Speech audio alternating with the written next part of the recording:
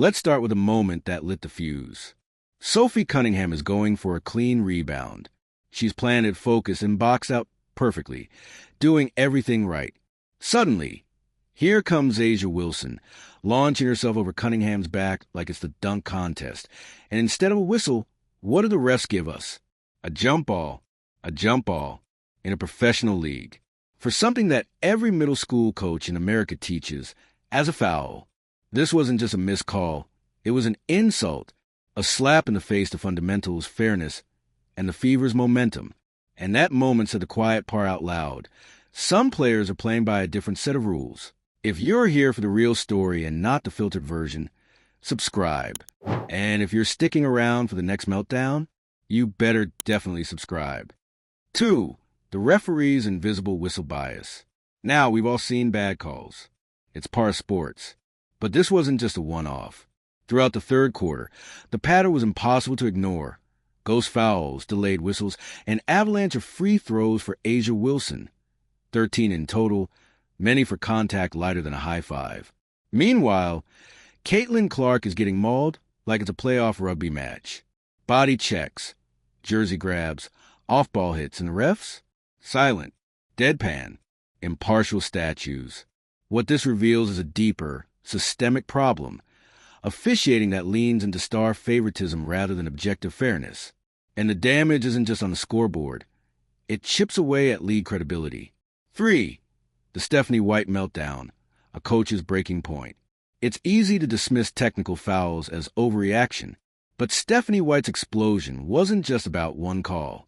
It was a culmination of weeks, months, of watching her team fight uphill against not just opponents, but officiating trends that always seemed to tilt away from them. When White got hit with that tech, it wasn't because she lost her cool. It's because she found her voice. That technical wasn't just for her. It was for every player on the court who had taken a hit and gotten no whistle. It was for every assistant coach on the bench who held back swears when calls didn't go their way. And maybe, just maybe, it was the moment the league needed to start waking up. 4. The Fever's silent roar. Here's what's amazing. Despite all that officiating chaos, the Fever didn't fold. They didn't spiral. They dominated. They beat the defending champions by nearly 30 points. That's not a fluke. It's a message. Kelsey Mitchell sliced through defenders like she was playing 2K on rookie mode. Aaliyah Boston owned the paint like she was charging rent. Natasha Howard cleaned up her bounds like she was late to a flight. And Caitlin Clark? Even while being mugged like it was an alley fight, she still dropped dimes and played calm, strategic basketball. This team is legit. And they're not just good, they're resilient. And nothing's more dangerous in the playoffs than a team that's both. 5. Ref-fueled ratings manipulation. Let's talk about the elephant in the room. TV drama. That third quarter felt like it came straight from a script. After the Fever went up by 25+. Suddenly, the whistle started singing for Las Vegas. Ticky-tack fouls. Momentum swings. Extra free throws. Was it about game management? Keeping fans engaged? Giving viewers their money's worth? If so, that's not refereeing. That's matchmaking. That's WWE. And it raises a terrifying question. Is the league letting refs keep things close to protect broadcast deals? Because here's the thing. Fans don't want that. They don't want scripted parody. They want justice. They want clean basketball. They want to trust what they're watching. 6. Caitlin Clark's silent toll. Let's zoom in on the league's biggest star. Caitlin Clark isn't just a scorer. She's a strategist, a floor general, a marketing machine, and a cultural icon. She's bringing fans to the WNBA who've never watched before. She's putting butts in seats and numbers in TV contracts. But the league seems to be forgetting something critical. She's also a human being. Clark's getting hammered every game. And not just light, strategic contact, real, dangerous hits. And when she doesn't get those calls, when refs let it slide, it's not just about stats. It's about wear and tear. It's about longevity. And the longer the league tolerates this, allowing its most bankable star to get bruised without protection, the bigger the risk of losing her altogether. 7. The Vegas privilege, dynasty bias. Asia Wilson is a legend, no doubt, but does that justify preferential treatment? Let's not kid ourselves. Dynasty sell. Repeat champions bring stability. The Aces are the league's poster team, and it shows. But if the league is bending rules to keep Vegas in the mix, that's dangerous. Favoritism erodes trust. It builds resentment. It makes fans question if underdogs can ever truly rise. And that kills competitive balance, which is a beating heart of any sport worth watching. 8. Where are the veteran voices? One of the biggest disappointments this season? The silence from some of the league's veterans. Where's the leadership? Where are the OGs who should be speaking up about referee inconsistencies, player safety, and league equity? Too many are choosing comfort over conscience, silence over solidarity. And in doing so, they're letting a flawed system fester. It's time for real voices to rise. Because if you don't protect the next generation, don't be surprised when the league you built starts to unravel. 9. WNBA refs, the least accountable employees in pro sports. Let's be blunt. WNBA referees currently operate with zero public accountability. No press conferences. No public reviews. No penalties when they mess up. They just walk off the court, paycheck intact, no explanation. Meanwhile, players lose games. Coaches lose jobs. Fans lose trust. This can't continue.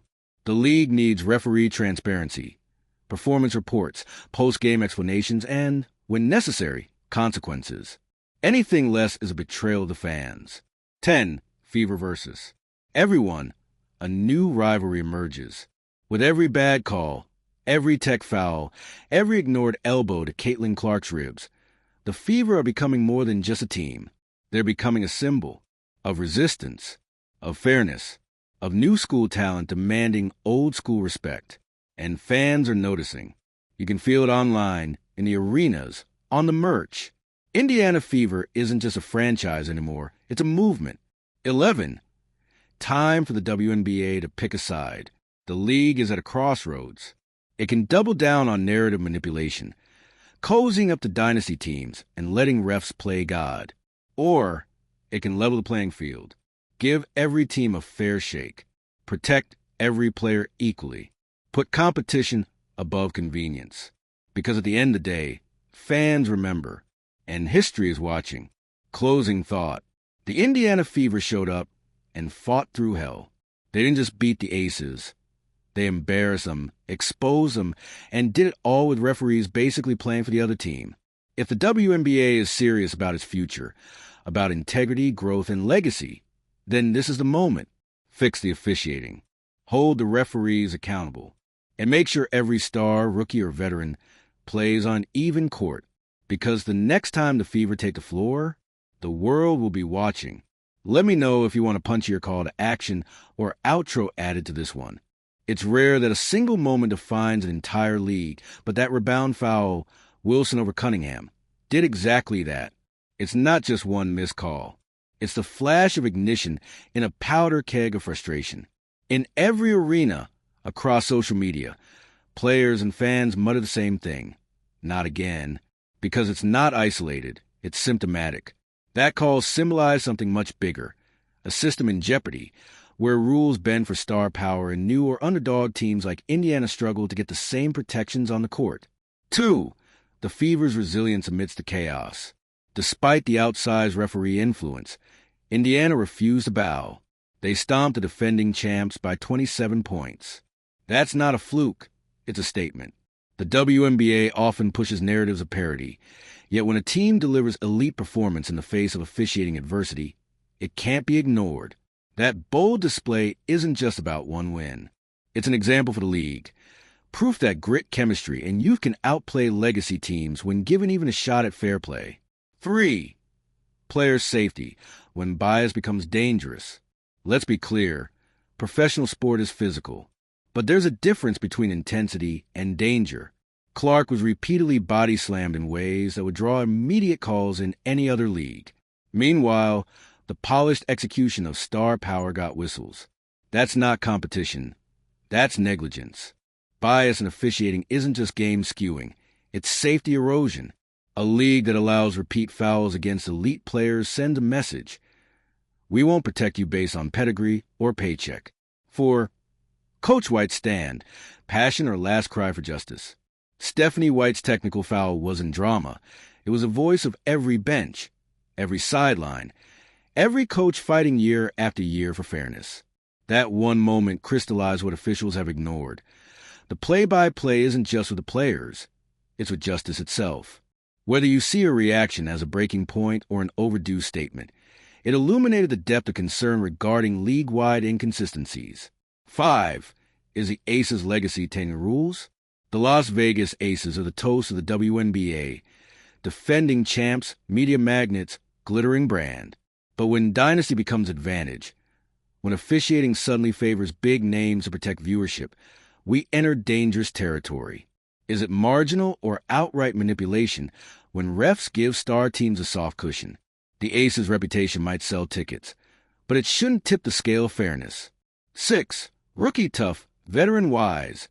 Clark's journey under fire. Caitlin Clark arrived as a whirlwind. Rookie sensation, breakout phenom, ticket seller. But that escalation brings risks.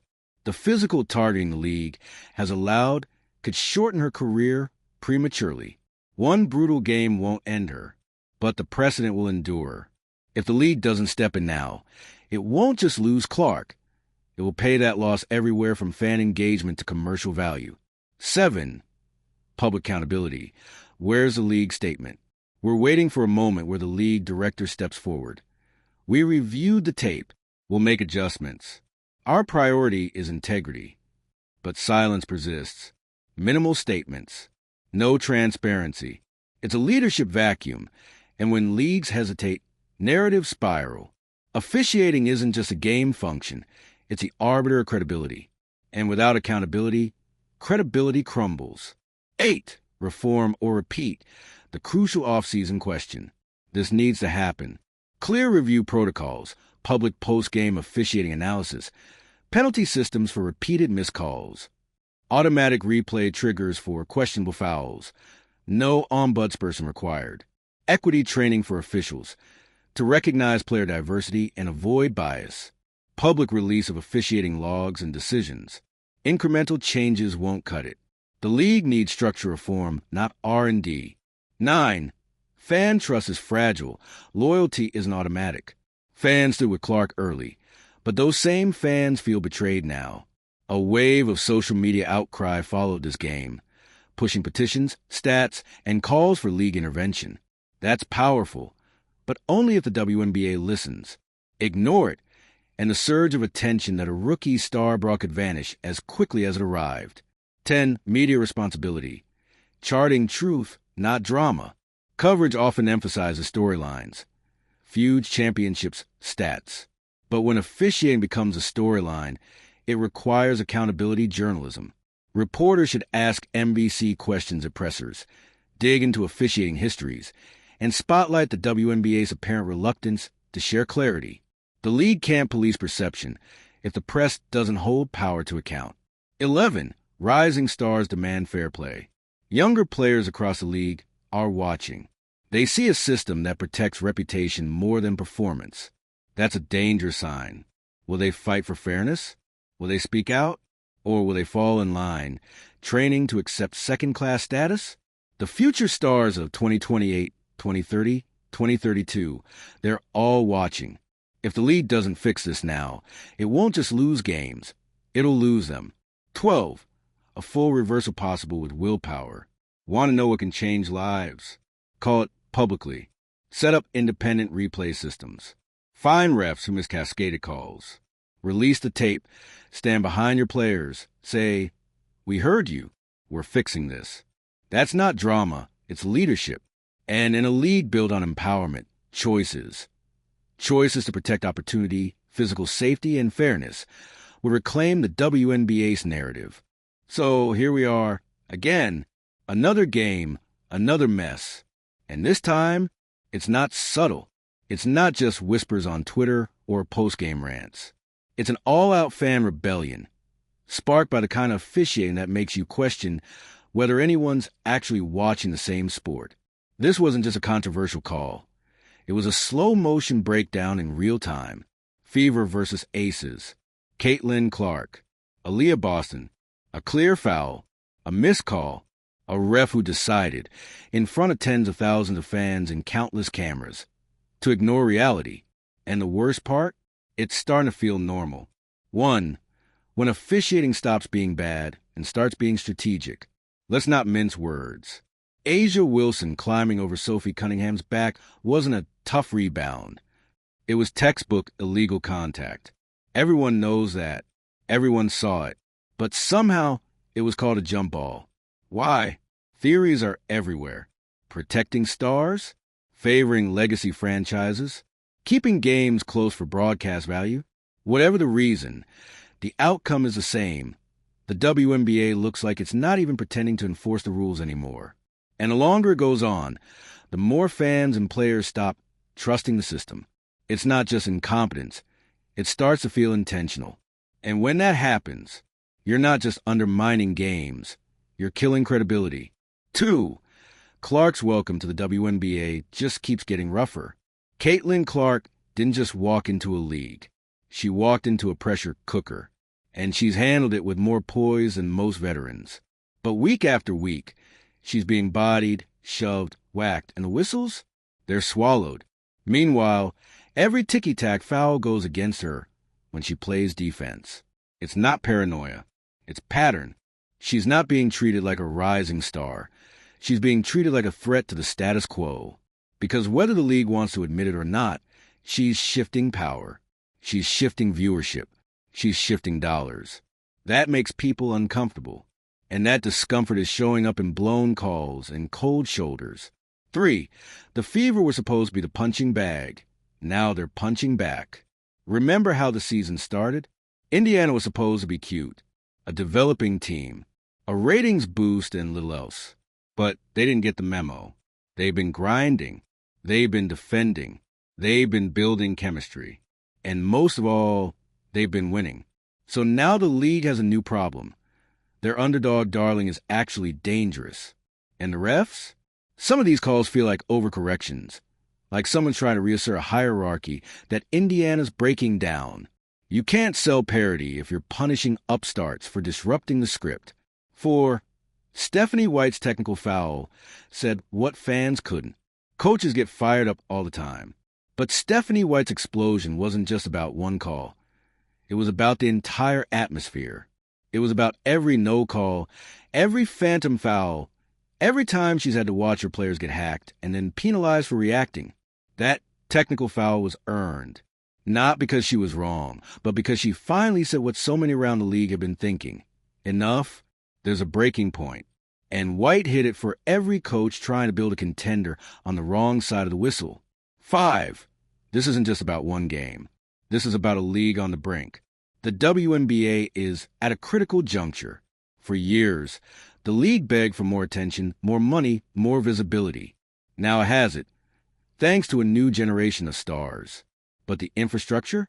It's creaking under the weight of its own success. You can't demand primetime respect while handing out YMCA-level officiating. You can't call yourself professional if your refs are deciding outcomes instead of enforcing rules. And you can't grow if every new fan sees the same circus every night and decides they've had enough. 6. Asia Wilson's star power deserves better than biased help. Let's be clear, Asia Wilson is elite.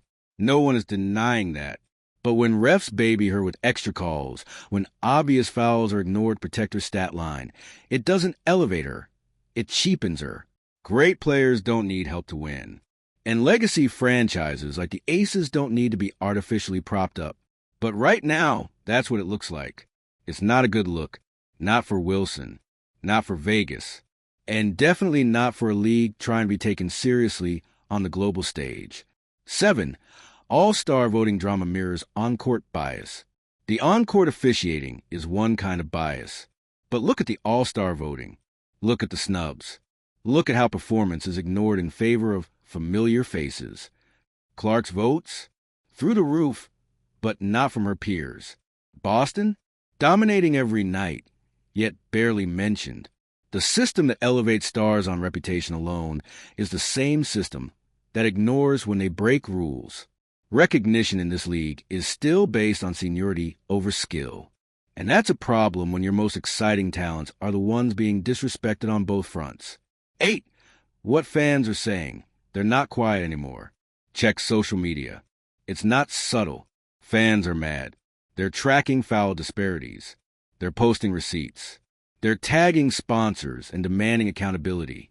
And they're doing it in volume the WNBA hasn't seen in years. This isn't a niche fan base anymore. It's mainstream. And that means the league can't hide behind silence. Every no call, every shady ref moment, it's clipped, posted, dissected. The WNBA is under the microscope, and it's not handling the pressure well. 9. The fix isn't complicated, but it requires courage. Here's what needs to happen. Hold referees accountable publicly. Post-game reports. Suspension reviews. Real consequences. Implement fair replay systems. No more, we'll review later when the game's already over. Protect all players equally. Not just stars. Not just veterans. Everyone. Encourage transparency. Fans aren't stupid. They want to know what happened and why. These are basics. They're not radical, but they do require a league that's willing to own its mistakes. That's the real test. 10. Don't let this be the new normal. This isn't sustainable. If officiating remains this sloppy, this biased, this blatant, something will give. Maybe it's fans. Maybe it's sponsors. Maybe it's players who decide they're done taking hits with no protection. The league wants growth, then it has to grow up. This is the final warning. Fix the calls. Respect the game. Or watch your credibility vanish. That Fever versus Aces showdown may have ended with a lopsided scoreboard. But the real outcome wasn't just a win. It was a warning. To the WNBA, fans are watching. Players are speaking. The world is paying attention. Now what